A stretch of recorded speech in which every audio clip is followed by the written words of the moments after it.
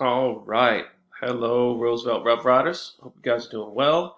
I'm going to show you how to adjust your categories to match with DCPS policy for term 4 only.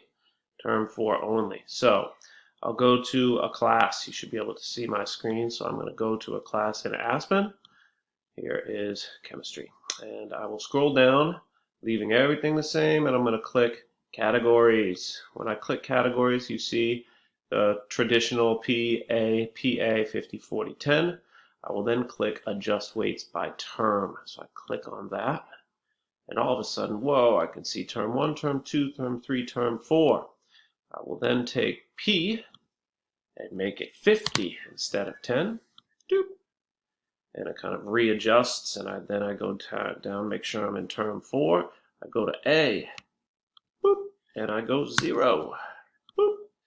And now I double check, and you have 50, 0, and 50. So 50% practice and application, 50% participation. Make sure I click save. And of course, it's not letting me click save. Yes, it did. Hooray, it is done. Okay, team. Have a great day. Reach out with any questions. As always, have a great one.